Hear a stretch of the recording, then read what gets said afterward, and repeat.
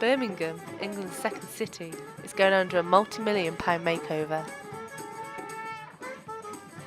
New Street Station is at the forefront of this reinvention. The UK's busiest station outside of London currently has 1,000 workers on site to transform the building into a modern piece of architecture. And I think the new station, which is real but also symbolic of Birmingham's place at the centre of communication and being a welcoming place for people of all sorts, is really important. And then clearly the shopping and commercial developments that happen around that, number one, fund all of this to happen, but number two, really embeds the fact that Birmingham is also a commercial city. Nestled between New Street Station and the Boring is soon to be Grand Central.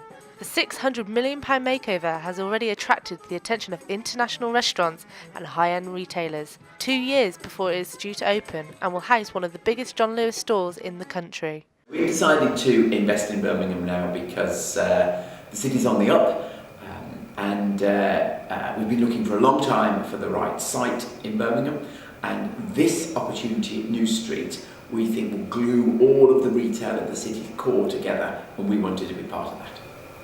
This city has built a reputation in recent years for some dramatic modern buildings, Selfridges, the Cube, the library, and I think the John Lewis building at Grand Central is going to be the next in the story, really. So we're really proud of being part of that sort of tradition that modern Birmingham is developing. In its decade of existence, the Boring has attracted 400 million shoppers pumping money into the city.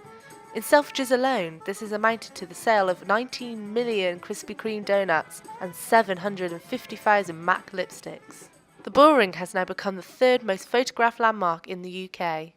Cities are formed, obviously, by the buildings that are in them, so that if you get it right, you can really make people happier, richer, more successful in the city and make the whole community function well. If you get it wrong, it's a real barrier to people functioning. It makes it harder for people, obviously, to travel around, and then the buildings they're using don't enhance their lives at all.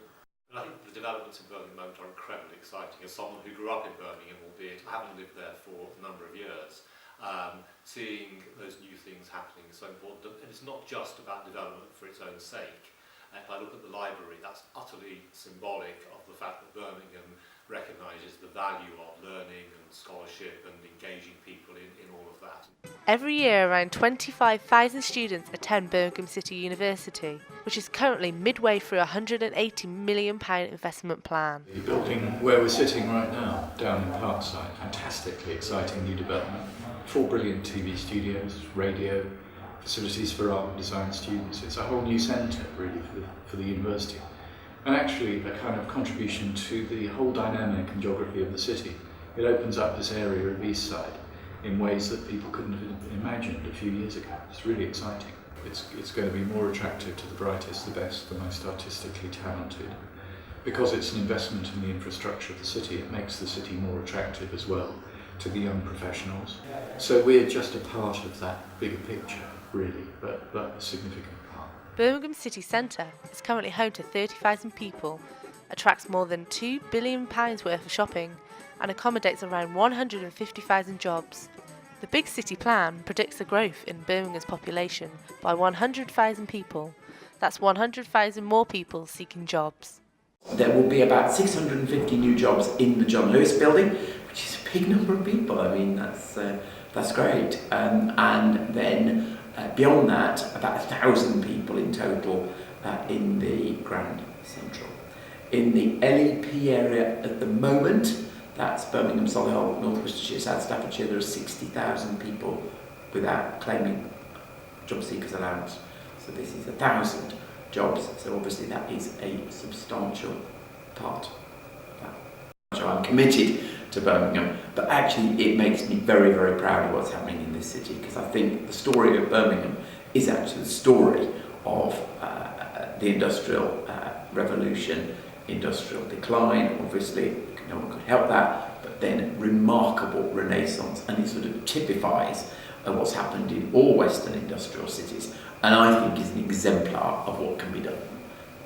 I think city skylines are always a bit random and you can't manage them, and if you try to manage them you probably end up in difficulties. But you know, we have our famous rotunda, of course, which is still there, but very different purpose now. and it's changing, and I'm glad it continues to change and develop.